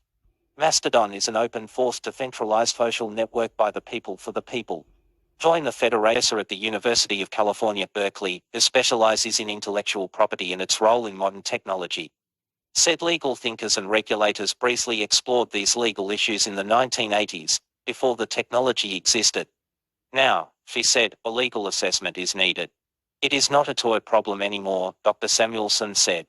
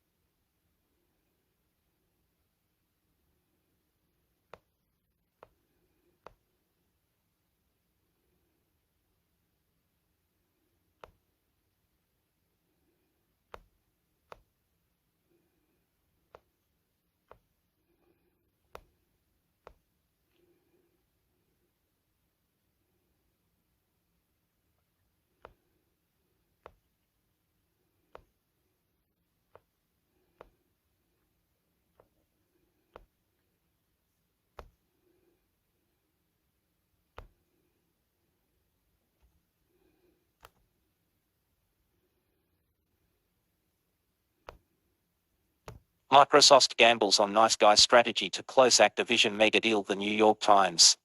Microsoft gambles on nice guy strategy to close Activision mega deal. Federal regulators have vowed to block the $69 billion acquisition. But the company has settled on a path forward and is preparing to force the issue. Send any friend a story. As a subscriber, you have 10 gift articles to give each month. Anyone can read what you share. Karen wife on David McCabe. Karen Weiss covers Microsoft in Seattle, and David McCabe writes about technology policy in Washington. December 22, 2020 to 5 o'clock a.m. Early this month, Brad Smith, Microsoft's president, met with Lina Khan, the chair of the Federal Trade Commission, to push for regulatory approval of Microsoft's $69 billion acquisition of the video game company Activision Blizzard. Mr. Smith's gambit, which included offering to keep Activision's blockbuster game Call of Duty widely available to satisfy competitive concerns, failed. A day after their meeting, MS Can's agencies to prevent the blockbuster deal. But in an interview this week, Mr. Smith was sanguine. She did not take me up on my offer, but when I said give Peef a chance, she smiled at least a little, he said of MS Khan. So anytime somebody can end a meeting by smiling even a little, there's always a little hope that we can sit down together in the future. Mr. Smith's peacemaking comments reflect how Microsoft intends to approach the next phase of its deal for Activision. Far from giving up on the acquisition, he said, the company intends to gamble that its knife guy strategy could still work. In one plan, Microsoft hopes to win over regulators in Europe. People familiar with the approach said European approval of the Activision deal could force US officials to reach a settlement allowing for the acquisition to move forward or for a faster, more favorable court to hear the case, the people said. Microsoft expects to file its response to the FTC lawsuit on Thursday, company officials said. In its response, the company plans to argue that the deal would give gamers more options at lower prices, they said. The FTC has said the deal should be stopped because it would harm consumers. It said Microsoft, which makes Xbox console, could use Call of Duty and other popular Activision titles to lure gamers from rivals, especially Sony, which makes the PlayStation console. Microsoft's seemingly conciliatory approach is part of a nearly complete cultural transformation by the company since the 1990s, when it was known as the evil empire because of its strong-arm tactics to block out competitors. But under Satya Nadella, who became chief executive in 2014, and Mr. Smith, who is also Microsoft's top lawyer, the company has bent over backward in recent years to show it has grown up. Pushing the Activision deal through has implications for more than just Microsoft. The FTC lawsuit is a landmark in a new era of government scrutiny of the biggest tech companies. MS. Khan has staked an aggressive trust-busting agenda on the case, which legal experts said might be difficult to win. If Microsoft cannot get the deal approved, other tech behemoths will be less likely to be able to force a mega deal through. They will cite it, said Fit Parak, a portfolio manager at Becker Capital, which invests in Microsoft. It's a bit more above and beyond this deal. It's also a statement to the FTC, with Microsoft fitting on more than $100 billion to spend, he added. They don't want to back down now and then have every acquisition shot down.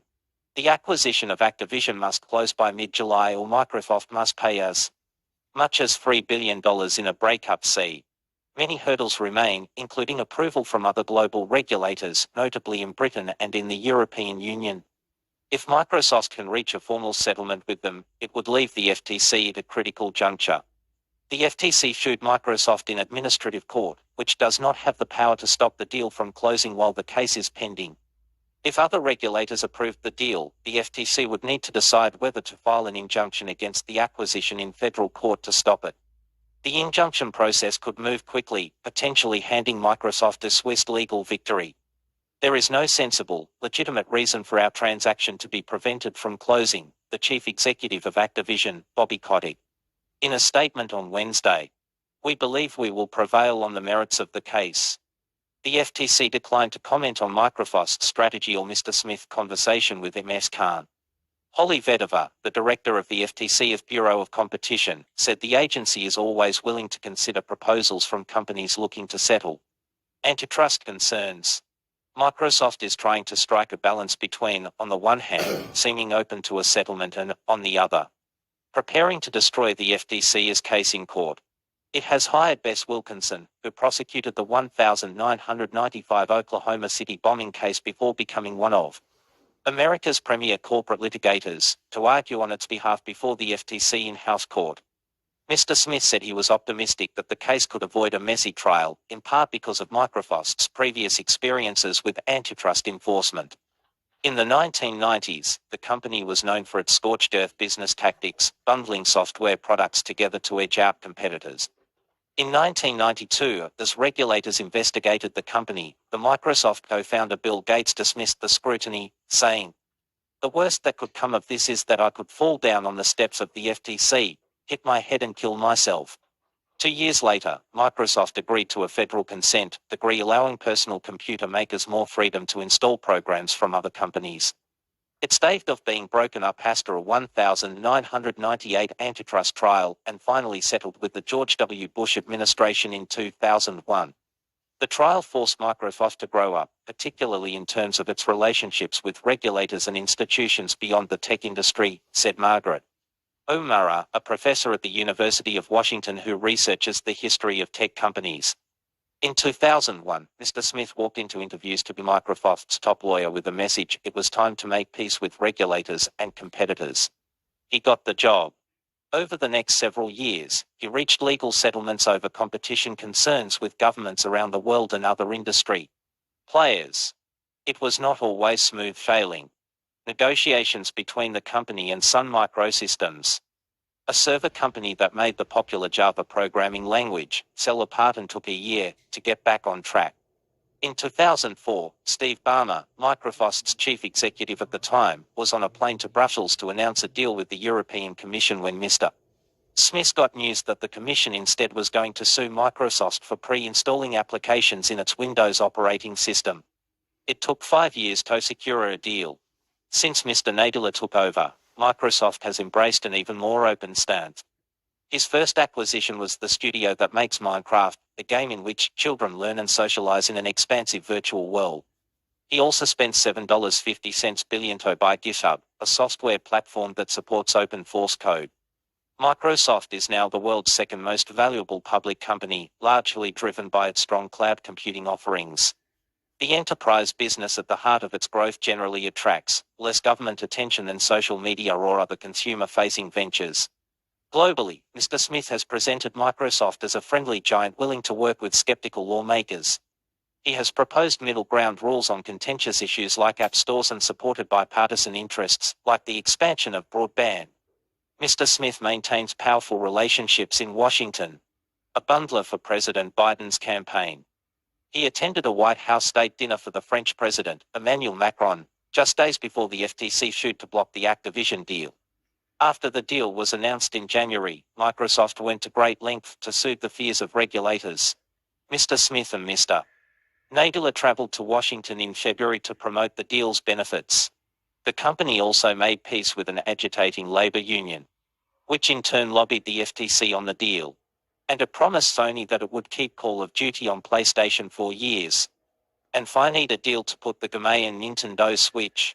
Mr. Smith said that things moved quickly in the final weeks before Microsoft was sued. When FTC staff met with Microsoft's team, it became clear that the agency had serious concerns, he said. Our team asked, could we discuss a settlement proposal? And the staff said, not with us, he said. Later discussions with the leadership of the agency's antitrust bureau failed to bear fruit, he added. On December 6, Microsoft drafted a formal settlement proposal for the agency. Mr. Smith declined to say exactly what it contained, but said it addressed all the issues relating to Call of Duty, referring to fears that Microsoft could pull the title from rival consoles. Mr.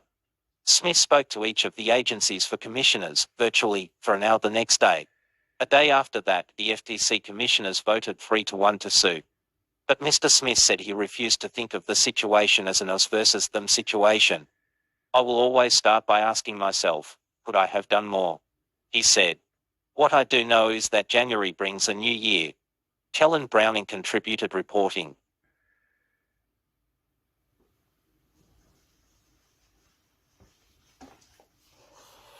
How are we on time? Okay.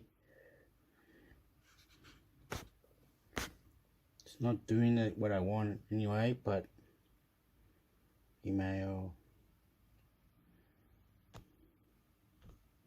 It wants me to go to the email.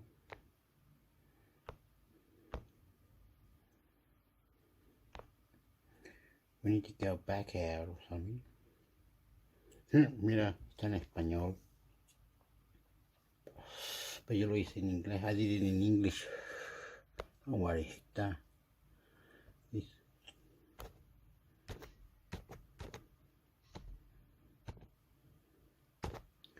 Go there. Go here.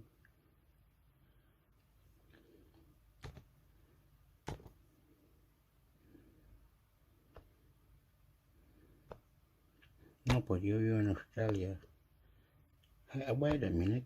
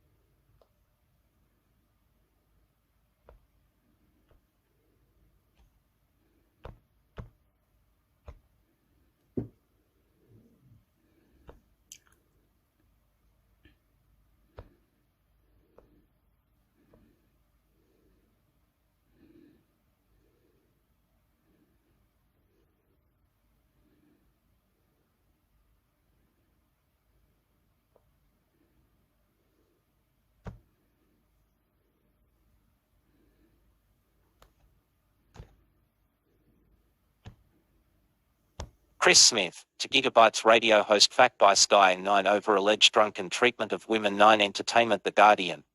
Broadcaster Chris Smith has been fact by Sky News Australia as well as 9 Entertainment after alleged drunken treatment of women at a Sydney venue after a Sky News Christmas party. Hours after 9 Fact that to Gigabyte's broadcaster, the Sky News chief executive, Paul Whitaker, followed suit, saying Smith's contract had been terminated due to allegations of serious misconduct. Following an investigation into allegations of serious misconduct, we have today advised Chris Smith that his contract with Sky News Australia has been terminated as a result of inappropriate behaviour that is in breach of his contract and company policy, Whitaker said. It is the second time Smith has been terminated by 9 for inappropriate behaviour with female colleagues. 24 years ago, Smith was sacked as chief of staff of a current affair after exposing himself to female colleagues in the 9 boardroom after a farewell lunch. The recent incident involved inappropriate behaviour towards Sky colleagues at the establishment, an upmarket bar in the Sydney CBD. After the Sky party at the Ivy, 9's managing director of radio, Tom Malone, said Chris's behaviour represents a serious breach of his contract and is not aligned with the values of 2 Gigabytes. Sign up for Guardian Australia's free morning and afternoon email newsletters for your daily news roundup. Smith has managed to resurrect his career on several occasions after inappropriate behaviour, stretching back to the 1998 incident at Channel 9. After a stint working in China on English-language radio, Smith was re-employed by 9 as a newsreader. But in 2009 he was stood down from his role on 2 Gigabytes after allegedly groping a female colleague at a Christmas party. 9's decision to terminate Smith on Tuesday came after his 2 Gigabytes colleague Ray Hadley said he should not return to the station's airwaves. What happened at the Christmas party last weekend is not wokeness, Hadley told listeners. It was fact in 2009 for his performance at a Christmas party. I don't think he should ever return to our network. Hadley's sentiments echoed those of Sky News presenters Andrew Bolt and Rita Panahi, who said on their programs on Monday night that he should not return. Bolt told viewers Smith allegedly got drunk and groped a woman and propositioned several others. The News Corp columnist and broadcaster said he's done it before, long before we gave him another chance, and I am stunned he does drink at parties. Chris, all the very best to you with getting over what you say is your addiction and your bipolar condition, but your recovery must take place somewhere else. Not here, Bolt said. Good luck but goodbye. Panahi, what he did on Saturday night, how he made a number of women feel, means that in my opinion, he can never be on this network again. Smith apologized on Monday for his humiliating behavior, fighting alcoholism and mental health struggles for his inappropriate conduct. I am beyond gutted and devastated to know I have upset my colleagues after our Christmas party, Smith said. I apologize profusely to the women I upset. That's not the man I am at work ever, as they will all attest. They have been so supportive to me and do not deserve such drunken treatment.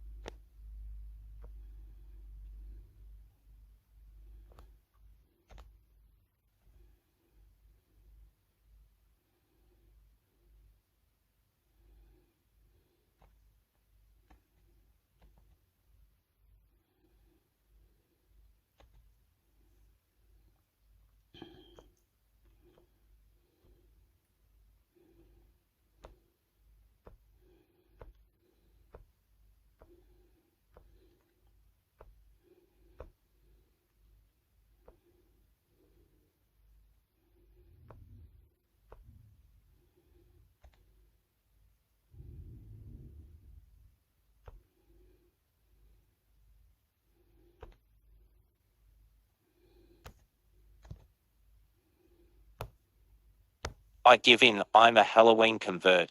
Australians need it as much as anyone. Van Baden. The Guardian. Witches' hats are in the shops. My friend is making graveyard cakes. The local party invitations have arrived. Festooned with skulls and cobwebs. Halloween has won, and the 31st of October event has fixed itself in Australia's retail and social calendar. The kids are excited, yet there remain locals whom the imported rituals annoy. 8 years ago this column discussed this parallel. popular tradition of Australian anti-Halloweenism. My mother's generation did not grow up with Halloween.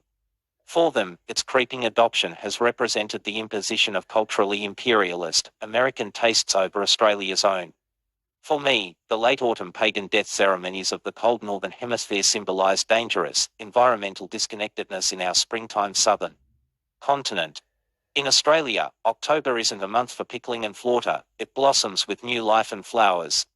And so, back in 2014, this pious climate killjoy wrote, "Is any children approach my building? I'm just going to violently admire them from the intercom screen and pretend that I'm not home." There was international media reaction to this quote, and the unique humiliation of being pooh-poohed for my puritanism. Dear God, by Americans. It's become an annual personal event to see the quote reappear in Halloween commentary, or to face media inquiries demanding I defend my view. This year, I fielded the inevitable journalist's query to Twitter: "You can observe for yourself that opposition to the ritual stays proud and loud." My environmentalist concerns around the carbon costs of first-in first-out pumpkins and a seasonal festival out of season also persist. But a lot has happened to transform all of us in the past 8 years. Growing numbers of Australian friends and neighbours have taught themselves the art of eating spooky biscuits, cobwebbing doorways and doing pumpkin carvey things to carbon-responsible supplies of local fruit. Communities are organising their local trick-or-treat routes, ambitiously over-decorated Halloween party planning is in full sway, and I am now a happy apostate to the Australian anti-Halloweenist cause, cheerfully recanting my opposition and joining the burgeoning pro-Halloween front. In recent years, I've ensured we have lollies, flash candy, flash sweets at home, for when the neighbours' children make their yearly pilgrimage to our house in their fabulous outfits. This year I've invested so much time on the delicate construction of a zero-waste, found object costume for a very looked forward to Halloween party, my mother passing the masking tape and watching on. I'd show you the hat, but I don't want to destroy the surprise. What caused the conversion? Firstly, the Washington Post's Max Fisher helpfully reframed Australian Halloween as an anti-imperialist exercise. His research revealed that the same Great Britain who'd exported their Halloween ritual to its American and Canadian colonies chose to drop it before it spread to their Australian and New Zealander ones in the later, deliberate dullness of the Victorian period. Affirming the Sun America defiantly maintained against the British thus becomes a cultural appeals to the oppressive old colonial overlords and a festive embrace of Republican spirit. Arguably, look, it's enough, so I'm going with it. Secondly, 2022 Van looks with some envy on 2014 Van and her privileged smorgasbord of distractions from ongoing existential fear. In the last 8 years, the cumulative terror of Trumpism, the pandemic, the war in Ukraine, nuclear saber rattling and omnidirectional climate disasters, has been overwhelming and unavoidable. The point of Halloween is the acknowledgement that life is fragile and danger is everywhere. Its traditions providing both cultural reminder and shared permission to change out of our regular clothes and laugh at our inescapable mortality. Yes, Halloween is an imported custom, but so is the traditionally deep winter festival of Yule/Christmas. Unexcised from the Australian calendar by the otherwise sun-free Victorians, repetition, practice and the passage of time has allowed modern multicultural Australia to adapt its events, family to family, into summertime traditions of powerful, meaningful local significance. There's no zealot like a convert. I encourage all Australians to give Halloween the same chance. Bring your critiques to it, your local tastes, your adaptations, because adult realization that one can sustain simultaneous love and criticism for the same thing is a liberation. I'll laugh aloud and dance on Halloween this year. However my party costume turns out, I'll be joyously unrecognizable from the scared and scary creature, clad in false piety, who once sat in a silent house, waiting for the founts of happy children to pass her by.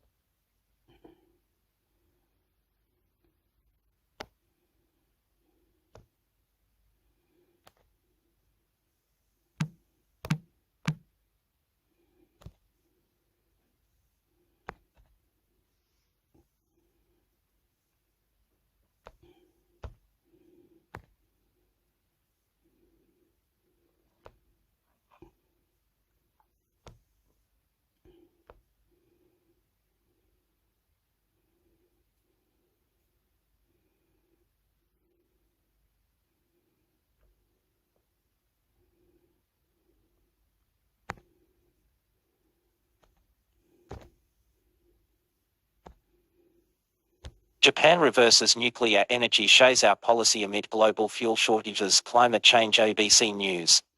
Japan has adopted a new policy promoting greater use of nuclear energy to ensure a stable power supply amid global fuel shortages and to reduce carbon emissions, in a major reversal of its phase-out plan following the Fukushima crisis. Key points. Japan plans to maximize its existing nuclear reactors by restarting as many as possible. The policy reversal argues that nuclear power provides stable output and serves an important role. A Fukushima disaster survivor says the new ruling is extremely disappointing. The new policy says Japan must maximize the use of existing nuclear reactors by restarting as many of them as possible and prolonging the operating life of old reactors beyond their 60-year limit, and by developing next-generation reactors to replace them. Anti-nuclear sentiment and safety concerns rose sharply in Japan after the 2011 Fukushima disaster, and restart approvals have since come slowly under stricter safety standards. Utility companies have applied for restarts at 27 reactors in the past decade.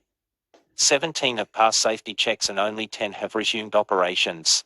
That was in line with Japan's earlier plan to phase out nuclear energy by 2030. In a reversal, the new policy says nuclear power provides stable output and serves an important role as a carbon-free baseload energy source in achieving supply stability and carbon neutrality, and pledges to sustain use of nuclear power into the future. Green transformation involves a major economic and social transformation, and the technological development and effort by each country can change the situation, Prime Minister Fumio Kishida said. The Economy and Industry Ministry has drafted a plan to allow extensions every 10 years for reactors after 30 years of operation, while also permitting utilities to subtract offline periods in calculating reactors' operational life beyond the current 60-year limit. The plan was approved on Wednesday by the Nuclear Regulation Authority, Japan's nuclear watchdog, paving the way for the policy to be adopted.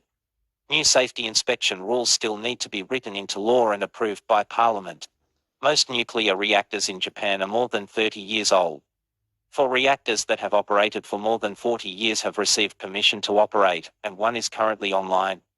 The policy paper says Japan will also push for the development and construction of next-generation, innovative reactors with failure features to replace about 20 reactors now set for decommissioning.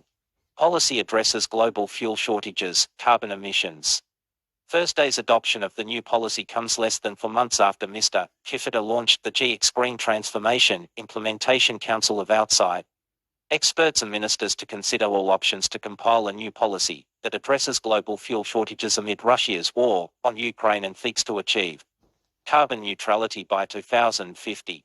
The Council also adopted plans to make renewables Japan's main energy source and further promote hydrogen and ammonia as well as offshore wind power and other forms of energy to promote decarbonization, supply resilience and economic security. The Regulation Authority's Commissioner, Shinichi Yamanaka, told a news conference, the new safety rules requiring operational permits every decade as to 30 years will be faster than a current one-time 20-year extension, option for 40-year-old reactors. Teiko Kikuya, an economics professor at the International University of Japan and an expert on energy, said utility operators under the new policy could keep using old equipment instead of investing in new technology or renewables. He also said prolonging the operational life of old reactors is unsafe. Naturally, we should aim for newer technology and use it safely. Therefore, extending reactors' lifespans is an undesirable move, Mr. Kikuya recently told a talk show. The new policy does not help address imminent supply shortages, because reactors cannot be restarted as quickly as the government hopes due to operators' delayed safety upgrades and other obstacles including local consent, experts say. Nuclear energy accounts for less than 7% of Japan's energy supply, and achieving the government's goal of raising its share to 22% by fiscal 2030 will require about 27 reactors. From the current 10 target some say is not achievable.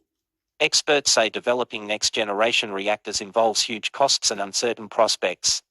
The Fukushima disaster is not over yet. Kenichi Ofuma, a Raikoku University professor of environmental economy and energy policy, said some of what the government calls innovative reactors are not so different from existing technology and that prospects for nuclear fusion and other next-generation reactors are largely uncertain and not achievable anytime soon. The regulation authority came under fire on Wednesday after revelations by a civil group that a few of its experts had discussed details with industry ministry officials before the watchdog was officially asked to consider a rule change, despite their compulsory independence. Despite the failure and closure of the Monju plutonium-burning reactor, Japan insists on continuing with spent fuel reprocessing at the trouble-prone Rokaso plant and nuclear fuel recycling, which has created a stockpile of excess plutonium and drawn international concerns over its nuclear safeguards. The Rokaso plant is reportedly considering another postponement of its launch to 2024 from 2022. Mr. Kifida also said on Thursday the government will do more to find candidate sites for a final repository for high-level nuclear waste, which Japan does not yet have. Preliminary studies have begun into small towns in Hokkaido, dividing residents' views. Opponents say nuclear power is not flexible and